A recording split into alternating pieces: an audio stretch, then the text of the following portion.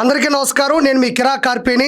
నగిరి మాజీ ఎమ్మెల్యే, మాజీ మంత్రి, మాజీ చైర్మన్ అయినటువంటి ఆర్కే రోజా గారికి తిరుపతి ఈస్ట్ పోలీసులు నోటీసులు పంపించారు. అంటే బిఎన్ఎస్ఎస్ 35 సబ్సెక్షన్ 3 అంటే రోజా గారు ఏం చేస్తారు, ఏంటి సెక్షను, మరి ఆర్కే రోజాకి ఎందుకు తిరుపతి ఈస్ట్ పోలీసులు నోటీసులు ఎందుకు పంపించారు, ఇదంతా ఏంది, ఆర్పిఎం మాట్లాడుతున్నారని చాలా మంది డౌట్ రావచ్చు. అంటే ఆర్కే రోజా లేనిపోని వాటికి శాంతి భద్రతలకి ఆటంకం కలిగించేటట్టు, ప్రజల్ని ఇబ్బంది పెట్టేటట్టు కూడా పేటీఎం మనుషుల్ని వేసుకొని నడి రోడ్డు మీద ధర్నాలు చేస్తూ ఉంటది. ఎందుకు చేస్తుంది అని మైకి తీసుకెళ్లి మూతి దగ్గర పెడితే కారణం తెలియదు. అన్న చెప్పాడు, నేను చేస్తున్నా. తిరుపతిలో ఎన్ని రోడ్లు ఉన్నాయో ఎవరిని అడిగినా తిరుపతిలో కూడా చెప్పలేరు. ఆర్కే రోజాకి తెలుసు ఎన్ని గొంతులు ఉన్నాయి, ఎన్ని వీధులు ఉన్నాయి, ఎన్ని రోడ్లు ఉన్నాయి. మొత్తం ఆర్కే రోజాకి, బొమ్మన కరుణాకర్ రెడ్డికి వాళ్ళిద్దరూ తెలిసినంతగా తిరుపతి రోడ్లు ఎవరికి తెలియదు. ఈ బొమ్మన కరుణాకర్ రెడ్డి, ఆర్కే రోజా ఇద్దరు కూడా సంబంధం ఉండదు, సమస్య ఏంటో తెలియదు. వీళ్ళే సమస్య జనాలకి. రోడ్ల మీద అట్టపెట్టికి అంత కర్ర తగిలించుకొని తిరగతా ఉంటారు. ప్రజలకి ఏదో గొప్ప సేవ చేసేవాళ్ళ మాదిరిగా వీళ్ళు సంస్కృతి సాంప్రదాయాలకి నిలువెత్తు ఆదర్శం మాదిరిగా తిరుగుతూ ఉంటారు. మరి బొమ్మన కరుణాకర్ రెడ్డి కూడా బిఎన్ఎస్ఎస్ 35 సబ్సెక్షన్ 3 కింద నోటీసులు ఇచ్చారు. ఈ నెల 30 ఉదయాన్నే 10 గంటలకల్లా ఇద్దరు కూడా టిఫిన్ చేసేసి పోలీస్ స్టేషన్కి వెళ్ళాలా. పూర్తి దర్యాప్తు కింద విచారణలో భాగంగా ప్రశ్నలు అడుగుతారు. ఎందుకు చేస్తున్నారు, కారణం ఏంటి, దీని వెనక ఎవరున్నారు, మీకేమంత బాధ వచ్చింది, ఇంట్లో గొట్టాలు ఉన్నాయి కదా, ఆడ మాట్లాడుకోవచ్చు కదా. రోడ్ల మీద ఇప్పుడు పిల్లలు స్కూల్కి వెళ్తా ఉంటారు, కాలేజీలకు వెళ్ళే వాళ్ళు ఉంటారు, పనులకు వెళ్ళే వాళ్ళు ఉంటారు, బ్యాంకులకు వెళ్ళే వాళ్ళు ఉంటారు.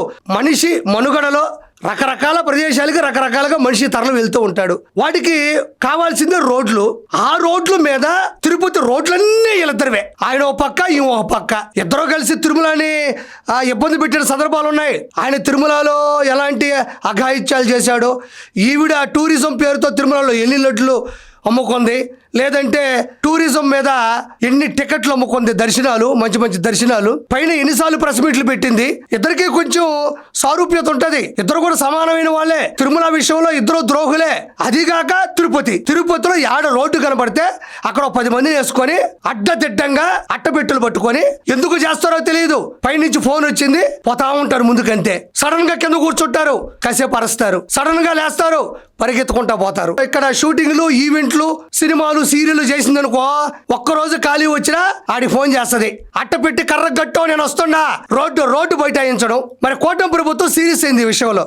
మాటికి పదే అంటే ప్రజలందరూ చూస్తుండగా ఏదో కూటమి ప్రభుత్వం తప్పు చేసేసింది, ఆర్కే రోజా, బొమ్మన కరుణాకర్ రెడ్డి దాన్ని నిలదీస్తున్నారు అని చిత్రీకరించడానికి, జనాలు ఏదో అనుకోవడానికి, వాళ్ళని తప్పుదోవ పట్టడానికి వీళ్ళు వేసేటువంటి స్టంట్ ఇది. కానీ ప్రజలకు తెలుసు ఎందుకు ఓడగొట్టారు అంటే, ఇలాంటి చేష్టాలు 2019 నుంచి 2024 మధ్యన పొంకాలుగా చేశారు కాబట్టి ఆ భగవంతుడు వీళ్ళని ఓడగొట్టాడు. ఇంకా ఆడి పోయేది జనాలను ఇబ్బంది పెట్టేది, ఏదో చిత్రీకరించడానికి, భ్రమింపు చేయడానికి వీళ్ళందరూ కూడా వేసేటువంటి డ్రామా. మరి కూటమి ప్రభుత్వం చూస్తూ ఊరుకుంటుందా? ప్రజల్ని ఇబ్బంది పెట్టే విధంగా ఈ వ్యతిరేక చర్యలు, శాంతి భద్రతలకి ఆటంకం కలిగించడం ఒప్పుకోరు కదా.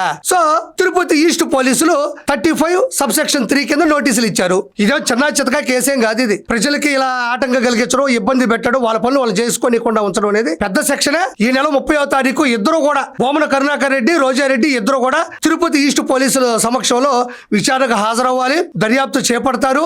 ఎందుకు ఇలా చేస్తున్నారు, దీని వెనక ఎవరున్నారు, దీని ఉపయోగం ఏంటి, వాళ్ళ పార్టీకి ఎందుకు పదే చేస్తున్నారు, మొత్తాన్ని కూడా రాబట్టి ఖచ్చితంగా పోలీసులు 100% మీడియా వరకు అందిస్తారు. తప్పుడు ప్రచారాలు ఒకటొకటి వెలుగులోకి వస్తాయి.